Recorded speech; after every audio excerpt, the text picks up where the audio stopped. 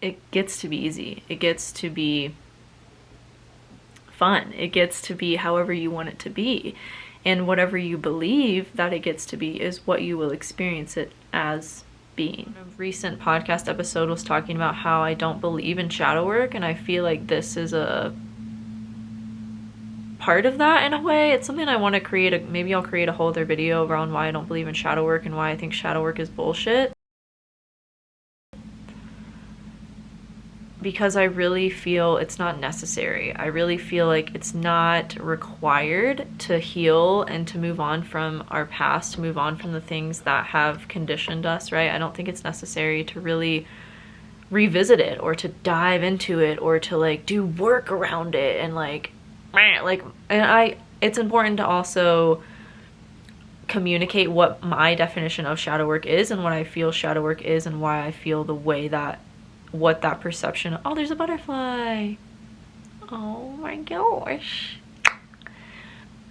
What I feel shadow work means and why I say I don't believe in it, because I mean not obviously, I don't know why I say that obviously so much, because it's not always obvious, but it's obvious to me. There's an association with shadow work, and that's different. Everyone has a different association with shadow work and what it means. And to me, it's really like the definition of shadow work is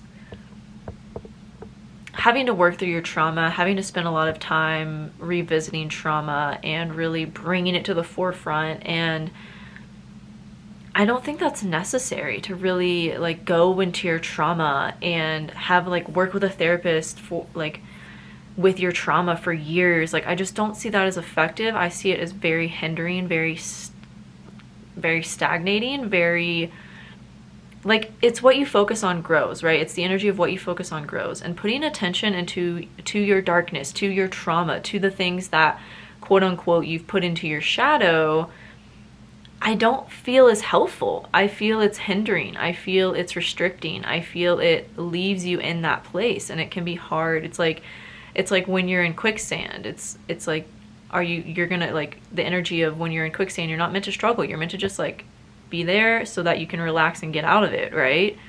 Not struggle and be like, oh, I need to go deeper into this to come out of it. Like, no, you're gonna be absorbed by the quicksand and you're gonna die. Like, like, what's the purpose of that? That's kind of how I approach, or what I feel about shadow work and my kind of personal belief about it.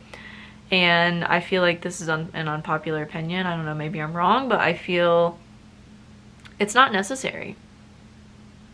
It's not necessary to identify with your trauma. It's not necessary to identify with the labels that causes. It's not necessary to dwell in it. And that's really what I feel like shadow work is for, you know, or how it's defined and how it's communicated and how it's portrayed as being necessary in the spiritual world and the new age community and the woke culture of like, you need to spend time looking at this. You need to spend time diving into this so that you can change it. And it's like, no, you just change. You just embody something different. You just focus on something else. You just focus on the opposite of that. That's what healing is. That's what change is. It has nothing to do with how much time you spend in the darkness and how much work you do around it. Like, yes, it's important to love that and make amends with that and accept the shadow, like, and I feel like that's the reframe I'm like wanting to bring to the world with my perspective and with my opinion of it, is like shadow love, shadow acceptance, shadow acknowledgement, but not I need to do work around it. Like, no, you don't. You just need to accept it, love it, not identify with it and make yourself a victim because of it, and choose a different story. That's really all healing and growth is choosing a new story. And a personal example of this is like, for me, I felt like I have all of this wounding around so much in my life. I've had woundings around relationships, mental anxiety, mental illness, did I say relationship wounds? Financial wounds, like debt. I've really like, and what's really helped me, I've had so much of that be negative, be dark, be, you know, put into my shadow. And maybe I have shadow work all wrong and I have the definition wrong, whatever that means. But I really feel like it doesn't help you to identify and to dwell in the darkness of what you've been through, dwell in the darkness of the pain, the wounding, the trauma. Like, I just feel like it's limiting. I feel like it's restrictive. And what has really helped me in my life and what has really helped me to just change is to focus on other things, to focus on what I want to embody, what I want to be, what I want to believe to be true about my life, what I want in my life. And what has made it worse, what has kept me stuck, is focusing on the darkness, is focusing on, why is this showing up this way? Why does this pattern keep occurring? That kind of keeps that perpetuating in your life, versus like identifying, okay, what do I want my life to look like? How do I want this pattern to like be? Like, what do I want in my life? As opposed to thinking that you have to identify the darkness and like work on it. I don't even know if this is making sense or coming across cohesively in a way that makes sense. But that's really my experience and my journey of personal development and personal growth, which has been a really big theme in my life.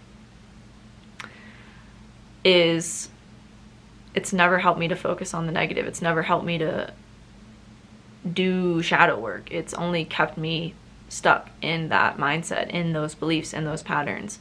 I really feel like too, if you're just honest with yourself about what you're feeling and what you're experiencing and what that's bringing up for you, then the work around it isn't required, right? If you're just honest with yourself and aware and conscious of like, okay, I notice this thing, I notice I have a tendency to do this thing, is that how I want to be? Is that how I want to like be moving forward and act moving forward? No. Okay, what's the other way of being that I want to be? It's usually the opposite.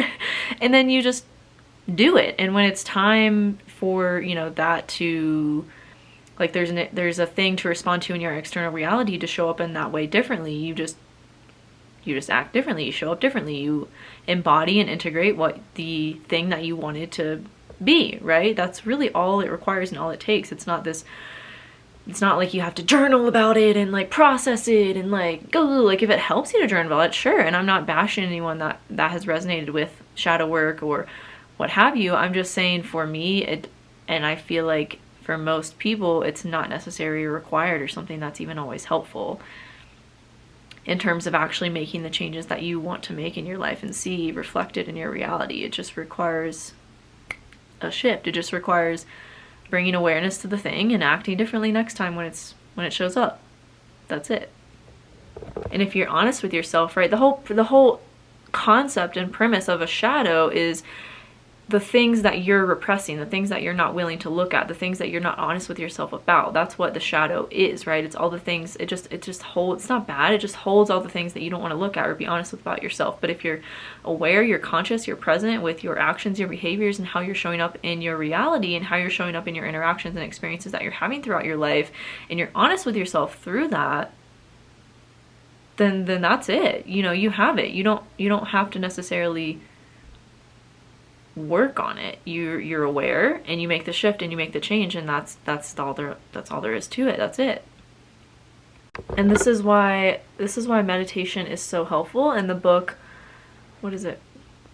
The Power of Now really changed my life, because all you have to do is observe the thing, right? You don't have to identify with it, and that's really where unconscious behaviors rule us, is if we're not aware of them and we're not present with them as they're showing up in our lives. But if we're present, if you're watching yourself and witnessing yourself objectively and not so in it, right?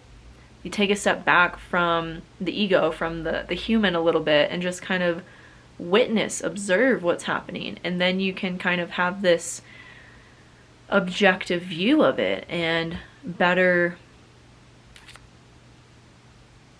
just not make it mean anything. And I think we get so caught up in and attached to things and behaviors and patterns and what have you when we make them mean something about us, and it doesn't really mean anything. It's just a way of being that we have taken on, but we have the power to change it. And I feel if most of you and the world realize the power we have to truly change and show up differently by just doing it, and how healing that is in and of itself the whole world would be different. We would change, right? We would live in a completely different world and reality. And that's really what I believe in, is cultivating a greater sense of awareness and observation of yourself, and not identifying with the patterns that you have, or the tendencies you have, or the things you've taken on that aren't really you.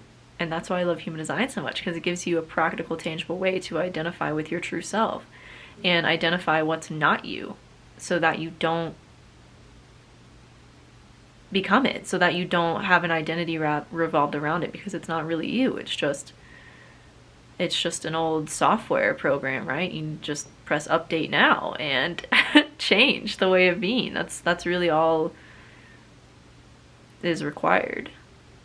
Like, the better it gets, the better it gets. I don't believe that we have to experience pain in order to experience pleasure. I don't believe that we have to put ourselves through painful or traumatic experiences, or revisit those types of experiences in our lives in order to be better, in order to grow, in order to ascend, in order to expand. I don't believe that's a thing. And I think it's only the belief in that perpetuates that for people. It's only the belief in, oh, well, I have to, go through these types of phases in my life in order to be better. Like, it's like, no, you really don't. You really don't. It gets to be easy. It gets to be fun. It gets to be however you want it to be. And whatever you believe that it gets to be is what you will experience it as being. And it's really that simple. It doesn't have to be more complicated than that. And what has helped me, and maybe I'm just being redundant and like a broken record at this point, but what has helped me is changing that. Like, when I am faced with the, oh my God, how am I going to pay rent this month? Like, no. I literally visualize it as like this dark ball, and I push it out of the way, and I visualize this beam of light coming down and being like, no, I'm on the right path. I'm supported. I don't need to know how it's going to happen. The how is not my responsibility. What is my responsibility is staying in the vibration and the frequency of, I have everything I need, I'm supported, I'm abundant, and it's all working out perfectly in divine timing for my highest good and for the highest good of everyone involved. That's what has helped me shift and transform and change the way things happen in my life. And more specifically, like, this has been really huge for me in terms of money. And also relationships. Like, I've been really reflective, and this is what I was getting at with my Mars return. I've been really faced these past months, and honestly this past 2 weeks, during the peak of my Mars return, with potential partners that are coming in that are really redundant, of like, are really just energetically the same signature as exes I've had, or people in my life that I've had flings with or dated in the past, that I'm like, no, I don't want to be in that energy anymore, and I don't need to go through that lesson again. Like, I can recognize that this is showing up again, and I can choose to communicate clearly to the person, hey, I'm not interested in pursuing anything romantic or what have you with you. Like, I'm looking for something very specific. I know what I want. I have a lot of clarity around what I want, and I think that's why it's helpful to focus on that more. Like, what is it that you actually really want? It doesn't matter what you're being faced with. It's only showing you what you don't want, right? What you're being faced with that isn't aligned with what you want is only showing you what you don't want. So, and communicating that is a really important aspect of growth too, like, to the people around you, and not ghosting people, which I think we have such a tendency to do in our culture these days, is just avoid and not communicate. And I think it's really important to do that. And, like, a perfect example from my life is, like, again, I've had all these people come back in my life that are, romantic partners that have been in my life before, revisiting, and also just people that are similar to romantic partners I've had, and just being really clear with them, like, hey, I'm not looking for this type of energy. I would love to connect with you on a friend, platonic level, if you're interested in that, but I'm not looking for anything more, and I don't want to, play games or lead anyone on or anything like that. Like, I'm being very open and vulnerable and upfront about what I want and what I know I want, and knowing that this isn't it. And, like, you're great, but it's just not, you're not for me in this type of dynamic or relationship or energy. And I think that's really healing, and that's the most loving thing you can do for yourself and for everyone involved. And I think dwelling in it only perpetuates it. It's like, what we resist persists. If you resist to let that go because you're scared of that thing you really want not coming in, then that's just persisting what you're experiencing, as opposed to letting it go to have space for the new to come in and for what you actually want to come in. And that's really how I view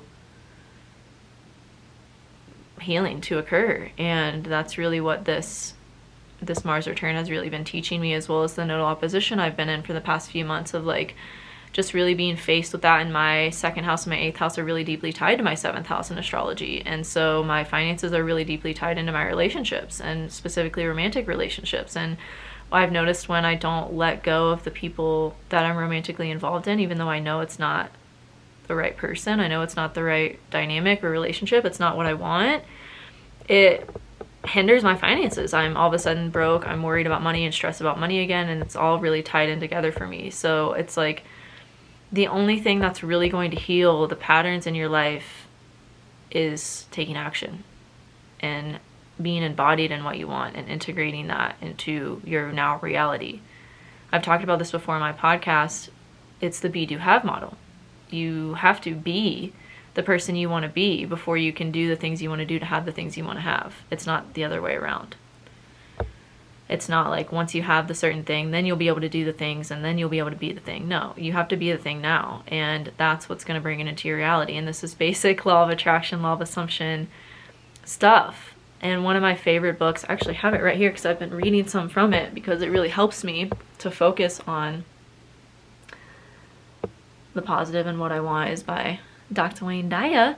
You'll see it when you believe it. And I really believe that wholeheartedly, as that it's not until you believe it's possible and believe that it's coming in for you no matter what you see right now in your physical reality, that it's going to happen. It's inevitable.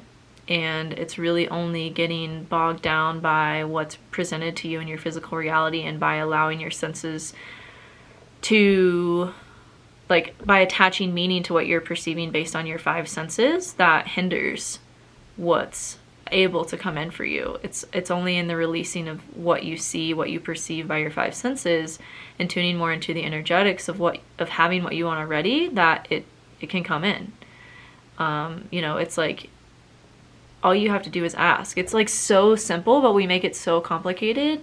And there's so many cliche sayings around it, like ask and you shall receive, and ask and it is given. There's like a whole Abraham Hicks book about ask and it is given. And it's so true. When you ask, it is given to you. And it's only your resistance